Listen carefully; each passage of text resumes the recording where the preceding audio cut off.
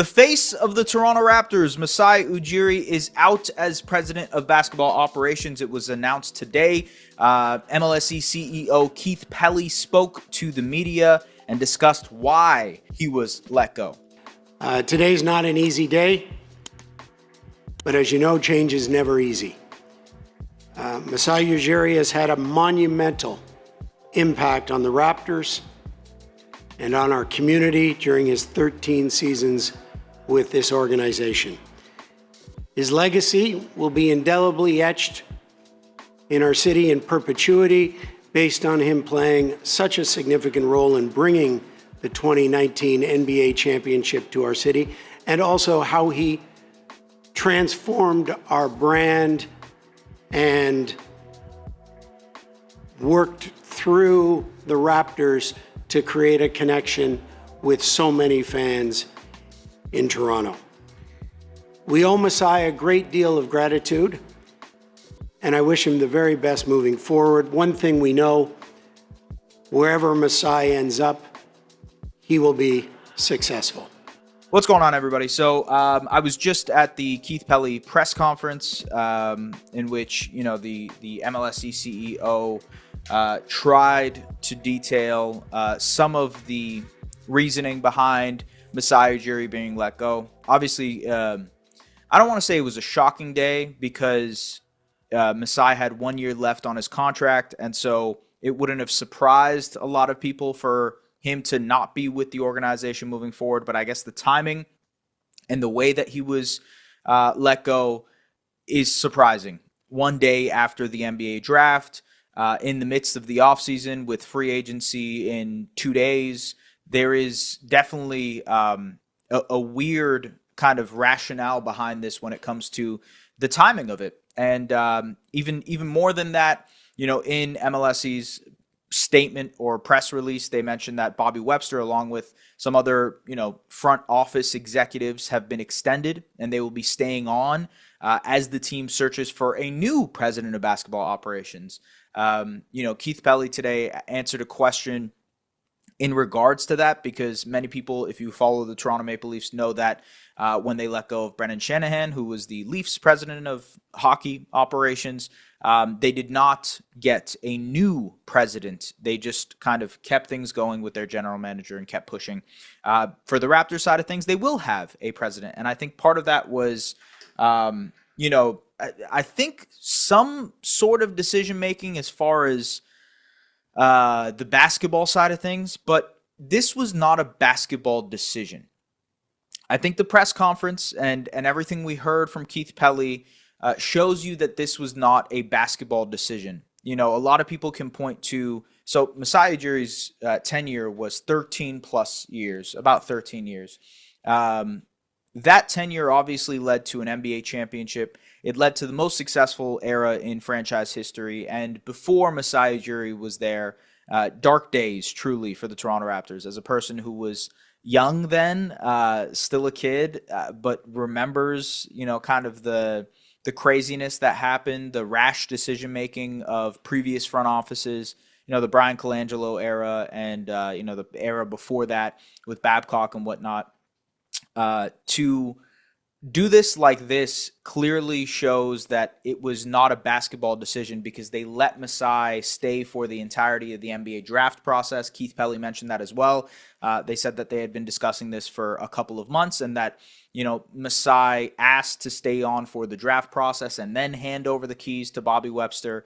And I think that wouldn't have happened if it was a basketball-related decision. I also, even despite some of the questionable decisions from the Raptors front office over the last, 4 or 5 seasons post-championship, you think of the Jakob Poeltl trade, you think of maybe even some of the draft scenarios, or, fumbling the Fred VanVleet free agency and Pascal Siakam trade, et cetera, et cetera. Even despite those situations, I don't think this was a basketball decision. And everything that Keith Pelly mentioned signals to it being something that was not basketball related. He didn't clearly say it wasn't basketball related, But given some of the comments that he made with regards to the stability that they have already within their organization, with Bobby Webster, with Darko Rajakovic, with Dan Tolzman, and the rest of the front office, that this was more truthfully a financially motivated decision. As many people know, Masai Ujiri makes $15 million a year. That was put him as one of the most expensive and, kind of rich executives in all of basketball, maybe in all of sports. That was earned because of what he did to rejuvenate this franchise that was truthfully a bit of a laughingstock before Masai Ujiri and Tim Ludwig joined. But that said, it seems as though that $15 million asking price, especially coming up to contract negotiations and contract extensions, which definitely were a part of this decision-making process, it ended with Masai, kind of his terms not being met, essentially, financially. And I imagine this is somewhat motivated from both sides to not see through the next season, especially because, when Michael Grange mentioned this on the radio, on the Raptors show, but like a man of Masai's stature, it's tough to go into a contract year not knowing what you're going to be doing moving forward post that year. So not having the stability and also the security to know, hey, well, I know I'm going to have a job moving forward. Can I make this trade? Can I make this move? How do we focus on the task at hand? I think that's a fair assessment to make. When you look at like what's next for the Toronto Raptors, again, the timing is strange here because free agency is in a couple days. That said, they're not going to be big players in free agency whatsoever because they are pressed up against that luxury tax line. Keith Pelly mentioned the luxury tax unprovoked 3 times today, so that's clearly fresh in mind in terms of what they want to do in terms of keeping this team as cost-effective as possible. And honestly, the Masai Ujiri contract extensions probably relate to the fact that they want to keep this as cost-effective as possible. In terms of the decision-making moving forward, that's very interesting to me because opportunities do come up in the offseason, trade opportunities, transactions, whether they be big or small, come up. And while obviously you have Bobby Webster and Dan Tolzman and the rest of the front office there, I guess the question is, who do they ask if they can do those decisions? Of course, Bobby Webster will sort of have final say here because he is the general manager and he is also a candidate for the president of basketball operations role. But given his candidacy, is this some sort of trial run to see if he can do the president of basketball operations run? Clearly, he's been doing the job for such a long time. And I think part of the confusion comes down to how much of the decision-making day-to-day stuff was Bobby versus Masai. It seems as though over recent years, a lot of the decision-making and day-to-day stuff was Bobby, was Dan Tolzman, and more of the overseeing things was Masai Ujiri, and as he was focused on sort of other ventures as well. In terms of what comes next, I'm curious to see if they really focus on becoming a more cost-effective team, which means maybe looking at trading RJ Barrett or maybe looking at trading Ochai Agbaji to really clear themselves of any luxury tax implications. Again, they don't have to really worry about that until game 82 of next season. So they have a long time to figure out how to not be a luxury tax team, but it's clearly something that is fresh in their minds and fresh in the mind of Keith Pelly when it comes to that. Who do they find to replace a giant figure in Masai Ujiri is also the next question. Many people will point to Bobby Webster. I think that is a natural candidate. I think he's probably the favorite if I were to have betting odds open for you guys in terms of who might be the president of basketball operations. He's obviously been with the organization for a very long time. He's well respected in his own right around the league. And ultimately, I think he kind of has that business acumen that Keith Pelly was talking about today. And he has that basketball acumen that relates to that. So he seems like the likely candidate, but they are going to do an extensive search to see who else they could bring in. But the question there is, how do you bring in a president of basketball operations while also having extended Bobby Webster, Dan Tolzman, the rest of the front office executives or some part of the front office executives?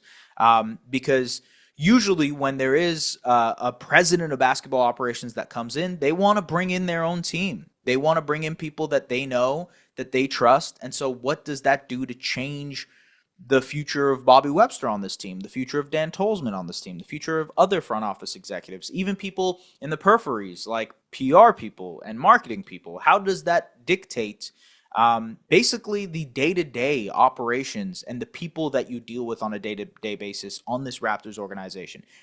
These are the prevailing questions. In terms of like transactions, I'm not necessarily sure the Raptors are going to be very busy this summer either way. We can probably say goodbye to the Giannis dreams. I think most people would agree that those dreams are done now because that was the obvious connection with Masai and Giannis. Seems unlikely that that's the case now. Maybe there's still room for that, but seems pretty unlikely now. In terms of the day-to-day, it seems like they're just going to roll through and go with this team moving forward. Maybe they make a couple of changes here and there to become more cost-effective. But as far as the roster goes, from what Keith Pelly was saying today, they're pretty dead set on what this team looks like next season. And maybe that team is a playoff team next year, given the rest of the Eastern Conference. The big question to me is finding someone who can fill that cultural void that will be there without the presence of Masai Ujiri. I don't know if there will be a person. There is just no candidate out there that I can even think of that would be able to fill the giant steps and the giant footsteps of Masai Ujiri culturally. I think that's a big thing that people underrate. Masai, through his time here, empowered a lot of executives to grow under him and to develop in their own right. Teresa Resch, who basically runs the Toronto Tempo, that opportunity came about because of Masai Ujiri. Not that he gifted her the Toronto Tempo rollout. That's not what I'm saying. But in the sense that she was brought into the Raptors organization. She developed. She obviously worked with Masai and the front office very closely. She was part of the decision-making group. And Groom became so well respected that now she runs the Toronto Tempo.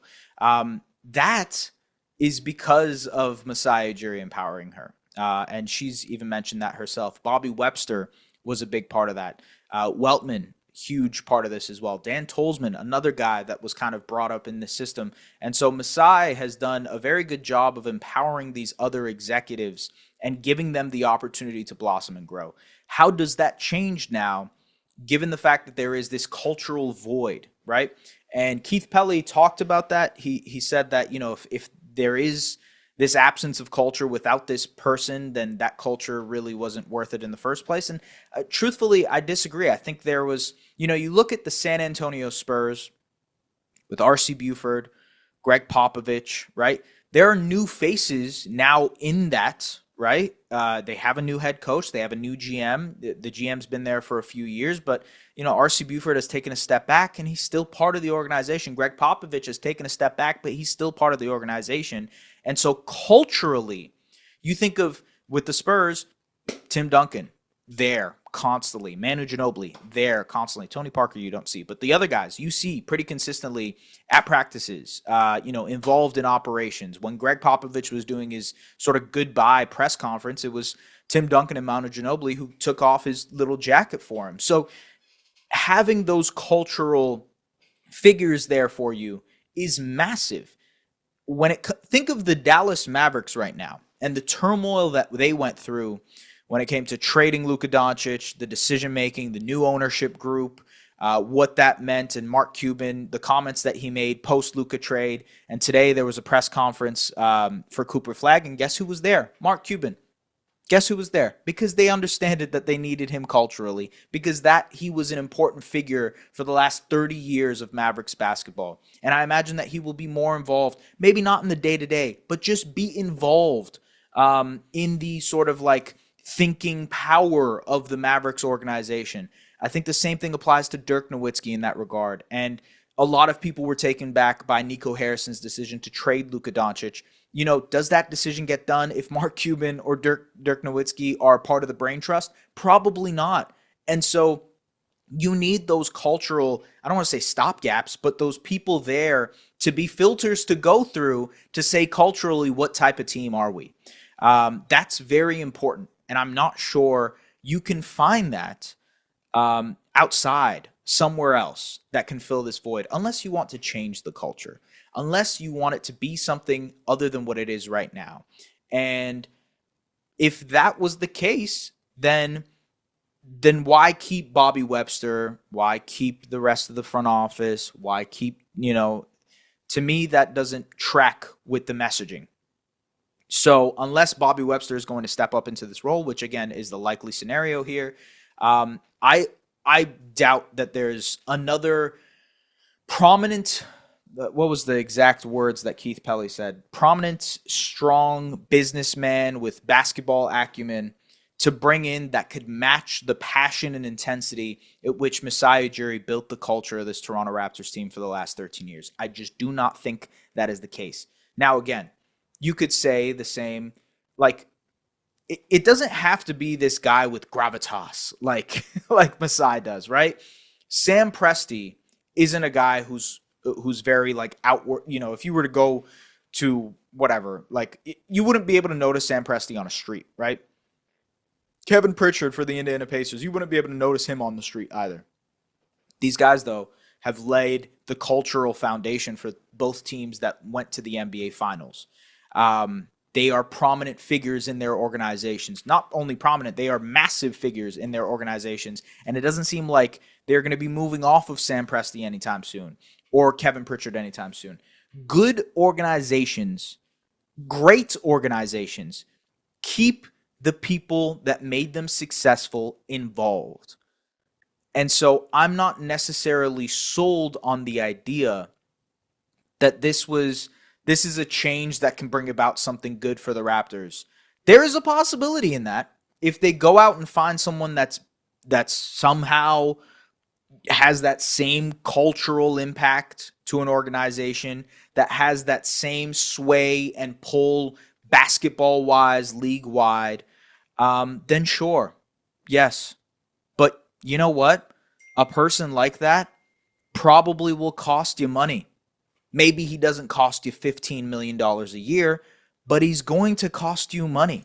And he's going to want stuff. I saw people mentioning Bob Myers. Bob Myers didn't want to join the Commanders unless they gave him equity. I highly doubt that Maple Leaf Sports and Entertainment is going to be giving out equity to whoever they hire.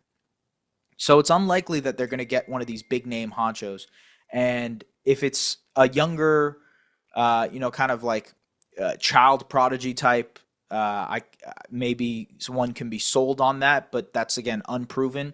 And from what it seems like, at least from the Keith Pelly press conference, it doesn't seem like they're looking for someone that's unproven. They're looking for someone that has that same level of experience and charisma and confidence and whatnot. And like I said, very hard to find that person. It's a sad day in Toronto Raptors sports history. It's a sad day in Toronto sports in general, because of how important Masai Ujiri was to the Raptors, to building the most successful era in franchise history. And I think it will be very hard to replicate regardless of what happens moving forward with this Raptors team. I do not think that these type of things grow on trees. I do not think that people like Masai Ujiri are just developed out of nowhere. I think it is meticulous. It is calculated. The way that he operates is, the proof is in the pudding in terms of developing a championship level roster and making the decisions and, kind of sometimes not pulling off the trades to get to the point where he was. I think that's incredibly important. It's hard to find someone like that. And I'm not sure that that's going to be an easy find. Keith Pelly said that, change is never easy. This is downright impossible, this type of change. Because like I mentioned, if you look around the rest of the NBA, most organizations keep around the people who have kept them most successful. That's the truth. You think of the Miami Heat, you think of Pat Riley. Some people obviously say they still bring along Alonzo Mourning. They bring along Udonis Haslem. They build from within, right? Guys who culturally understand what they want from their organization. Oklahoma City Thunder. Do you know how much Thunder fans love Nick Collison, who works for their front office now. It wasn't just because he's a beloved player, but because he has developed like an identity for this team based on what he does for their front office. That is hard to come by. That is really, really hard to come by. How they go about that, we'll see. But I don't think this was a basketball-related decision. I don't think from what we heard today, it was a basketball-related decision either. You can point at many mistakes that have happened over the last 4 or 5 years of championship runs and whatnot, but I don't think those were the mistakes that led to this. Because if it was, probably would have happened earlier. But it didn't. Clearly seems, at least partially, financially motivated. Folks, we'll see, man. We'll see. We'll see how the rest of the season goes and the rest of the summer goes. I imagine not too many more fireworks from the Raptors' perspective. I also think Summer League will be fun. I think the rookies will be interesting. I think the team itself is really intriguing, but it does leave a massive question mark moving forward about the decision-making process moving forward with the Toronto Raptors. Anyways, as always, like, subscribe, do the things you guys usually do to support Raptors Republic. Appreciate you guys locking in with us as usual. And we will see you guys later. Take care. Bye-bye.